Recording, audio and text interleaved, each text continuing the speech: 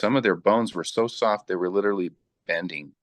A huge new report from the Department of Health and Human Services has come out, and it's been really all over the news the last week or so, talking about the link between fluoride and the dramatically and significant lower IQ in children. But before we get to that new report, let's talk to a couple of dentists that have actually looked beyond their schooling to look at some of the dangers that we see in fluoride being added to our water supply.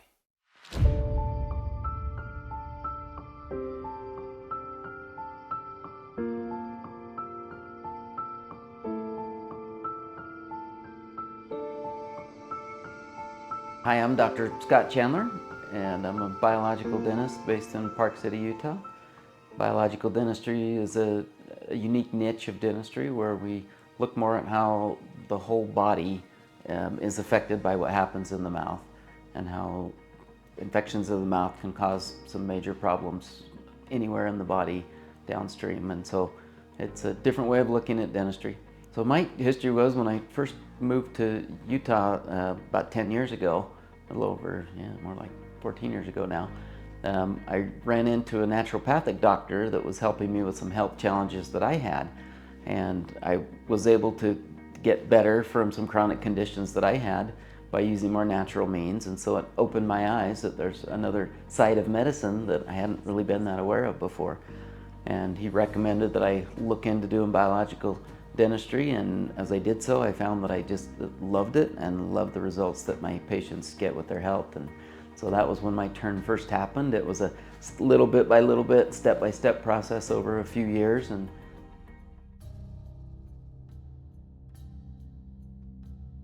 yeah, in dental school, we learned that it was just this magic medicine that was one of the greatest health benefits to ever serve humanity. We had all the regular traditional dentistry. I didn't do the mercury fillings very much because I thought they were ugly and they're known to fracture teeth. But I wasn't worried about the health challenges of the mercury that I learned more about as I became a biological dentist. But other than that, I did everything else, just regular dentistry, implants, everything for more than a decade. Learn all about the standard things you might hear about fluoride. And because of the depth of the knowledge they give you about fluoride and the chemistry behind how it works, therefore, when things come out politically, we're able to kind of digest it. So the first thing I noticed was a study that we went through in detail in dental school. The one that caught my interest the most was one that was done on breastfeeding mothers and the concentration of fluoride that comes out in the breast milk. So what they did was test a bunch of nursing mothers and give them various amounts of fluoride in their diet, and then test the breast milk to see how much fluoride made it through and got to the baby. And the interesting thing about the study was that regardless of the amount that was given to the mother, there was always the same amount given to the baby, and it was a fraction of the amount that you would find in the literature that's recommended. Hmm. About a fifth of what they're saying is the right amount. And so that was one of the interesting things that caught my attention. I thought, well, but the body's a pretty good filter, and from everything I know about breast milk, it's kind of the perfect baby formula. So another thing that was interesting was a study that showed that fluoride, if it's ingested, it has to, you kind of have to understand what fluoride does. So our bodies are filled with bones and teeth that are made up of calcium crystals. Bones, we know, that's why people say drink milk, because the calcium is in your bones, and it's white, so it seems like it should help your bones. But calcium is very important, but the calcium in our bodies is not a static function. It's constantly trying to keep regular blood levels of calcium. That's the important thing. Your blood level of calcium needs to be within a certain range. And your body's very good at maintaining that range by drawing calcium out of the bones and dumping it into the bloodstream when it needs it. Hmm. So if you understand this, if you have calcium in your diet, then your bones can be nice and strong if it's the right kind of calcium, and you can absorb it, etc. And we're not going to get into whether or not milk is the perfect magic bullet for strong bones or not. That's a whole nother discussion. But essentially, if you're eating properly, and especially your leafy greens, you're getting a lot of calcium, and you have those strong bones, well, you have a big reserve bank of calcium. And each little calcium crystal molecule, it's called hydroxyapatite, and it has one little calcium crystal, one little calcium ion, excuse me. In chemistry, it's a 2+, a calcium ion, which means it's missing 2 electrons, so it has a certain affinity for other chemicals that have the opposite configuration, which it can bind to. So in that hydroxyapatite crystal, there's this little pocket for calcium to go into, and that completes the crystal and makes it strong. And therefore, it can be hard. Therefore, it can give our bones the structure it needs. Well, if you get calcium, so calcium, as you can understand, it goes in and out, in and out. The calcium goes in, the calcium goes out. If you bathe a calcium-based crystal in a calcium solution, it will impregnate all those little pockets and fill it up and saturate it with calcium. And then if you put it in an acid environment, where it will pull calcium out of those things. So that's the way your body does it. It basically pulls calcium out when it needs more in the bloodstream, and has highly sensitive regulatory mechanisms in the hypothalamus that detect that. And then it uses, different glands in your body, the parathyroid primarily, to regulate how much calcium is in your bloodstream, and therefore it can maintain the right ionic balance and everything like that. So it's amazing science behind the whole thing. Well, fluoride has this unique ability to take the same spot in the calcium crystal. It can boot calcium out and take the same spot. It has the same electron shell configuration of a calcium ion, so it fits, so to speak. And interestingly enough, the physical properties of a crystal that has fluoride as its center, it's weaker than a calcium crystal. So that's the chemistry behind it. But the fluoride binds a little tighter into the hole, so to speak. It sticks a little better than calcium does. It doesn't come out as easily if you put it in acid. So when you do a fluoride treatment in the office, what you do is you put some fluoride along with an acid into a tray, and you bathe the teeth in this solution, and that acid pulls a bunch of calcium ions out of the crystals of your teeth. And then the fluoride being there, it's attracted to those empty spots, and it jumps in and saturates the surface level of the teeth with a layer of fluoride impregnated crystals. Now, why is that important? Well, because in the presence of acid, fluoride doesn't have a tendency to leave like calcium does. So basically, the chemistry behind it is we're creating a fluoride-rich layer on the top surface of our teeth that then, when the acid from plaque comes along, the fluoride won't leave. The fluoride won't leave, and so therefore the tooth will remain intact and it won't get all crumbly and weak. So the naturally occurring one is called calcium fluoride. So calcium fluoride, isn't that interesting? It's buffered with this calcium. And so that's what's in the drinking water. So even though you're getting some fluoride, you're also getting at the same time calcium. And those two ions will dissociate and do different functions in the body when the calcium fluoride is absorbed. If you understand where these higher levels of fluoride occurred, they also found that where the higher levels occurred, if it went beyond a certain point, you got too much, so to speak. They also had terrible problems with breaking bones in these same communities because they would have weaker bones, a weaker skeletal structure, and some of their bones were so soft they were literally bending. Yeah, it can help strengthen teeth a little bit. There are other products that can do similar that are more natural in nature, nanohydroxyapatite and minerals, and this nano silver product that we use to help strengthen the teeth and kill bacteria. And there's just a lot of other ways to do that without the potential health risks. And so I think there's a balance, and that's where the breast milk study comes in. I think there is an optimal amount, but it has to be incorporated into the tooth structure throughout the crystal of the tooth structure to really have its optimal benefit. And that little tiny bit that can be in there can have a benefit, but it has to be ingested during the formative stages of that tooth structure. Well, guess when that happens? In the first 18 months of life, also before you're born. By the time you're born, you have most of the enamel formed on your baby teeth, and by the time you're 18 months old, all the enamel's formed on all your permanent teeth too, except for your wisdom teeth.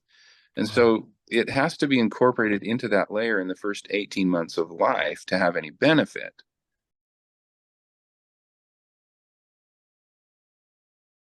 If it's left open and it's empty, then it's very susceptible to acid breakdown, and that's why plaque is a problem, because the acid in plaque, basically the bugs that live in our mouth, there's one called Streptococcus mutans that is the culprit, and it eats sugar for breakfast and lunch and dinner. And like every other living organism, it has to poop. And so that poop that it gives off is acid, and it has a very acidic byproduct of its metabolism. And so that's what plaque is. It's a gooey, sticky substance that's basically bacterial poop. And because it's acidic, it leaches all the calcium out of the wherever it touches on your teeth. So that's the reason plaque's a problem. We got to get it off, because if it sits on the teeth and leaches all the calcium out, those calcium crystals lose all their calcium, and so they become weak and they start crumbling away and make a hole in your tooth, and that's a cavity. So that's the chemistry behind it. So theoretically, if we can put some fluoride in that surface layer, when plaque comes along and sits on there, then it's not going to dissolve the tooth away. Osteosarcoma of the bone, in the areas where natural fluoride is really high in the water, the teeth can become over-fluoridated, where instead of being nice white hard teeth, they turn brown and yellow and spotty, and they look awful. It's a real cosmetic issue for people. But in those same areas, osteosarcoma, bone cancer, is also really high. And that's one of the risks that fluoride has shown is to maybe contribute to osteosarcomas.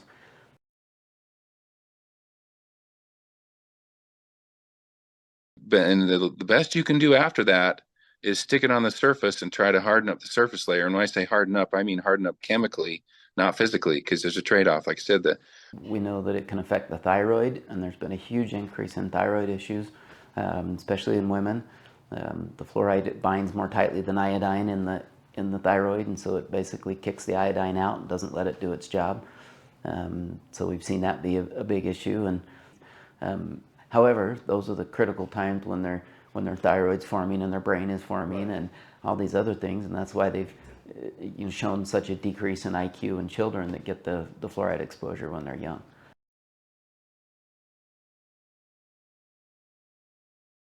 it's not the magic bullet. That's kind of what it's famous for being. The American Dental Association kind of promoted that idea that if you put it in some toothpaste and if you put it in the drinking water, that your children are going to not have cavities. And if you love your children, that's what you're going to do. Zero benefit to fluoride in the water, none whatsoever. You're basically mass medicating, well, mostly lawns and toilets. Putting it in the water is like a random shotgun approach to get we don't know how much people are drinking. It's not a medical dose, and it's not calcium fluoride. Well, you can't mass medicate because you don't know how much people are I mean, they get that. Except with fluoride, it seems like, that seems safe, but everything else, not only is it too expensive to mass medicate everybody, but you can't regulate how much people are getting. And that seems to make sense with everything else. But when it comes to fluoride, it seems like people just kind of ignore that idea. Otherwise, you better have a prescription from your doctor telling you how much tap water to drink. Nobody's really drinking unfiltered tap water anyway. We have RO systems. Almost everybody RO system, which is going to take the fluoride out anyway.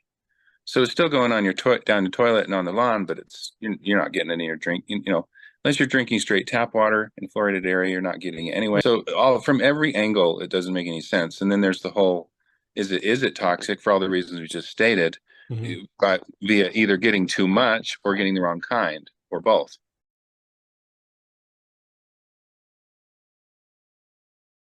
But let's talk about why people want to put it in the water. And if you don't love your children. You must hate your children if you don't, because it's a sign of bad parenting if you don't give your children fluoride. And so it's really was looked down upon, and there was a lot of peer pressure, so to speak, put on people to fluoridate.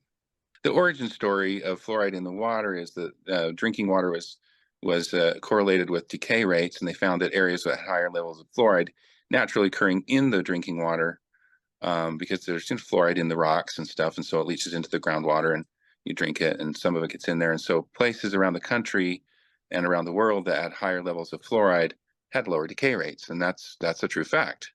But there's a balance, because if you get too much, they also have other problems, because, like I said, a fluoride crystal is weaker than a calcium crystal. And we think there may be some difference between the pharmaceutical fluoride that dentists are using is probably a little safer than the industrial grade toxic waste byproduct of the fertilizer industry, which is what they're putting in the water.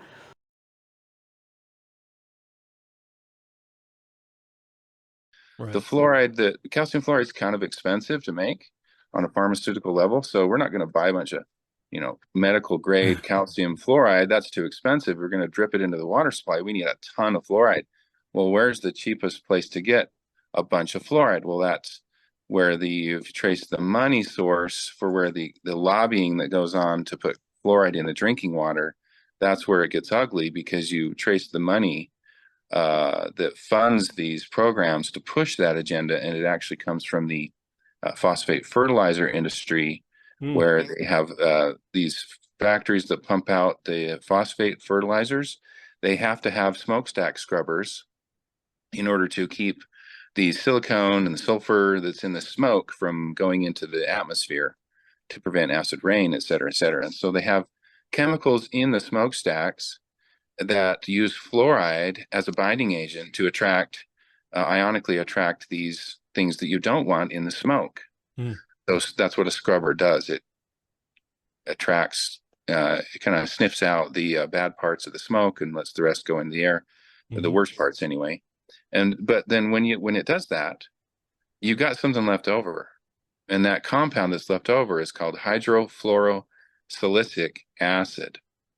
So it's got fluoride in it, but it's one of the most toxic, corrosive substances known to man. It should be in a sealed barrel and never opened. I mean, but because it has fluoride in it, they kind of made the connection. Well, if it's got fluoride in it, maybe we can put it in the water supply, and instead of spending millions of dollars to dispose of it in a toxic waste dump, let's sell it to municipalities.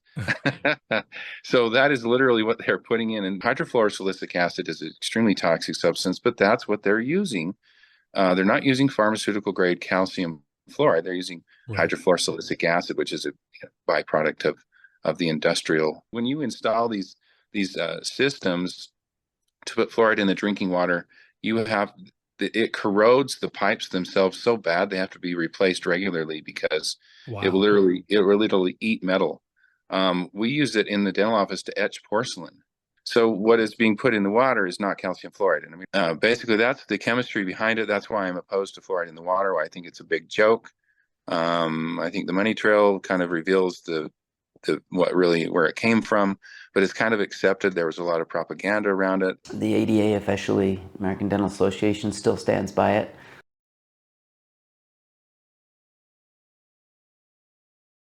Well, they don't tell you that's what it is. They just say, we're going to put fluoride in your drinking water. And so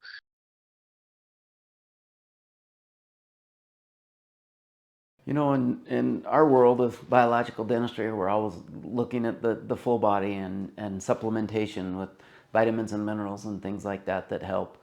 There's some great multi-mineral supplements. If a patient's low in magnesium, then their body doesn't use their calcium properly.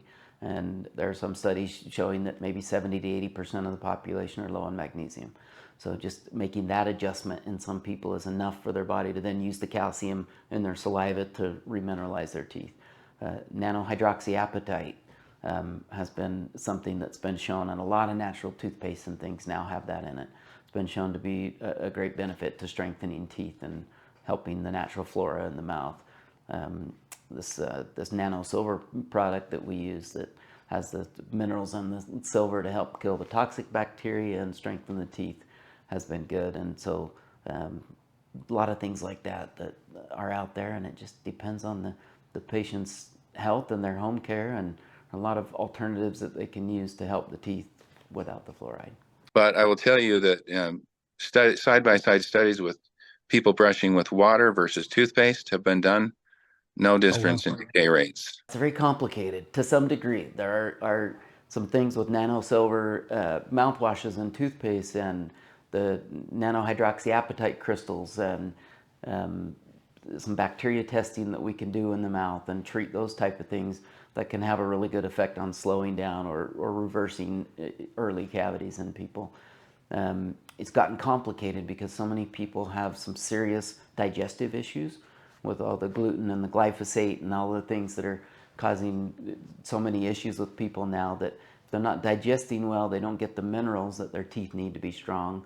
And I have patients who have perfect home care. They brush and floss and do everything to the most perfect level possible and still get cavities because there's more of a systemic issue going on.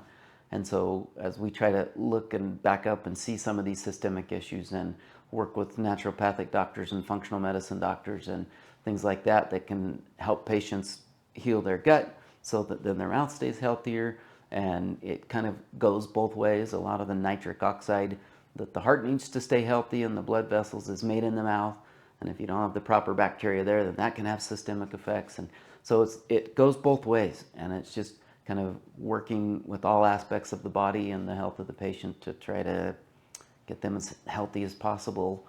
And we haven't found the magic bullet yet.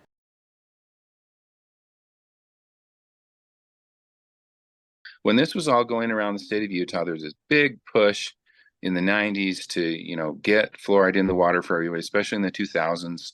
They were really trying to make it statewide.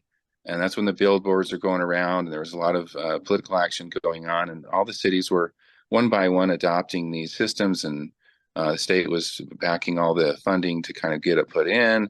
All they needed was permission from the city to stick it in the water. Mm-hmm. Well, Riverton was one of the holdouts, and that's where I was practicing at the time. I'm in Saratoga Springs now, and but at the time I lived in Riverton, practiced in Riverton, and Riverton was not jumping on the bandwagon. And so they were about to capitulate, and I actually went and talked to the city, went before the city council and said, here's a couple of things you ought to know about fluoride. And the following year it came back, and there was new city council members, and they were kind of considering it again. It came on the agenda again. And so I went back and I said, here's my little soapbox. And so they canned it again. Year 3, now they're getting a ton of pressure from the state. And so I said, and they were about to give up again. And I got on the docket to go before the city council. And the day I showed up, they had somebody else there who was going to talk about fluoride. And he was from the state. He was hired by the state, and had a pretty lady in a red business suit there to kind of help set everything up. And he was an older guy, and he kind of gave the dental school version of why fluoride is good for you. And by the time he got done talking, he took way too much time. And the city council said, we have Dr. Thompson here to also speak on this subject, but we're out of time, so we got to move on to the next agenda item. See you later. And so never got to say anything. Anyway, that year they went ahead and put the fluoride in the drinking water. There's just a lot of concerns, and so I've heard of multiple cities since this ruling came out that have taken it out of their water supply once they looked at it, and many more that are looking at it. And say, can we just stop spending these millions of dollars now? Can we just turn it off? And all they have to do is to turn one ball valve, and it's done. I mean, that's really all it takes. It's not an expensive commissioning process. And it was a convenient way to get rid of an expensive thing that they had to bury in a toxic waste dump way back when. And unfortunately, most of the fluoride now that is being used in the city drinking waters come from China. And it has hazardous waste. The guys that put it in the city water have to wear toxic waste suits. Sandy, or one of the cities here in Utah a few years ago, had a spill where they let too much of it get into the water and didn't advise the public. And they've shown that there were some people that were injured from that. And so they've had some issues with lawsuits and things against that. And so if it's so toxic that they have to wear a hazardous hazmat suit to put it in the water. It just doesn't seem like something you should be putting in your body. Just recently, this last fall, had a finding and it showed a really strong recommendation to look at the research much more closely on fluoride, because the recommended levels they've shown can be quite dangerous. It wouldn't be hard. It's just a matter of raising awareness. And then the guy at the city can go over and just, turn it off. In addition to the physical health effects of fluoride, a recent peer-reviewed study was just released by the Department of Health and Human Services, which now shows the effects of fluoride on children's IQ. The study started in 2016, and it looked at, quote, treated public water, water-added foods and beverages, teas, toothpaste, floss, and mouthwash. The study was peer-reviewed by the National Academies of Science, Engineering, and Medicine, other external experts, and from experts in several federal health agencies. The study found that, quote, fluoride exposure are associated with lower IQ in children, end of quote. And as Dr. Thompson stated, there is no way to control the amount of fluoride intake you have, since it is taken in the body when we bathe, drink tap water, consume food with added fluoride, drink soda, or anything else made with fluoridated tap water. The list goes on. The study showed that the mean or average IQ was quote-unquote significantly lower in children ages 8 to 13 years old. Not only did it find that fluoride was linked to lower IQ, but it also showed a similar effect on children diagnosed with ADHD and other attention-related disorders and learning disabilities. The government has known for decades of the health effects associated with food dyes, and only recently banned red dye number 3, kind of the least dangerous of the food dyes, while other known food additives continue to be used in our food supply. Additionally, a mentally stunted populace is essential to a government hell-bent on oppressing its people. We know these tyrants want to kill hundreds of thousands of people every single day. They should not and cannot be depended on to protect our mental health or to protect the ability for the next generation to have the mental ability to resist them. We must take responsibility for our own health and the health of our families. We must become independent in our food and water from those that have proven themselves to have a vested interest in being our oppressors. Leave the 15-minute cities, dig a well, grow your own food, and trade with others who grow theirs. Join with others or build a network of like-minded families seeking to build their independence.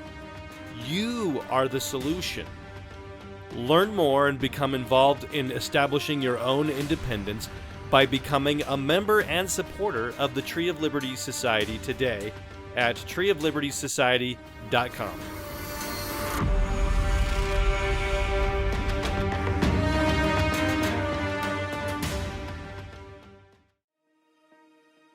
Yeah, our phone number is 801-NEW-SMILE, and that's spelled NUSMILE, so 801-NEW-SMILE. And our website is gonewsmile.com.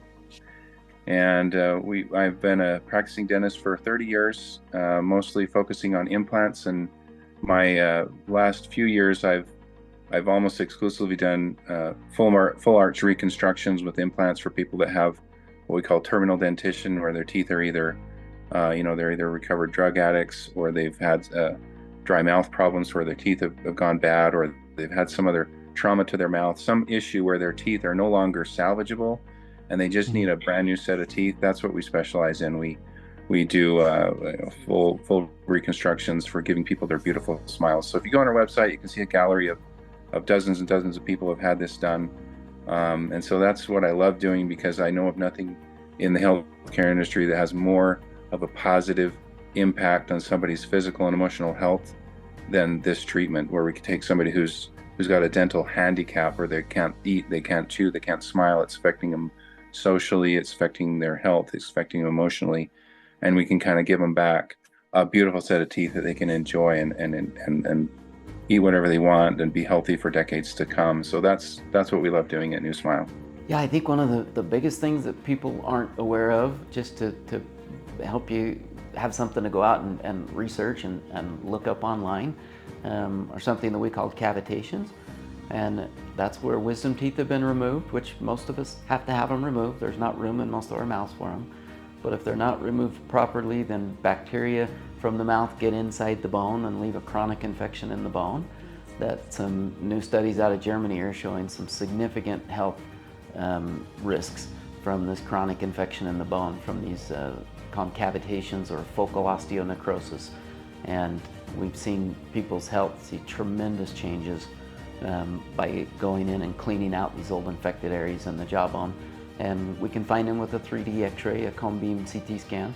So that's the place to start if you want to check those out, and have to balance the risk rewards, but the population has not been shown the potential risks of fluoride to be able to make those decisions for themselves. And when it's just added to the entire water supply that everybody's getting it, and even if you're not drinking your tap water, you're bathing in it, you're showering in it, you're cooking in it, and you're getting all these fluoride exposures that are not just from what you drink. And so it's just so hard to quantify how much. I train under one of the premier biological dentists in the world, and that was just life-changing for my understanding of biological dentistry, and it's all I've done since then.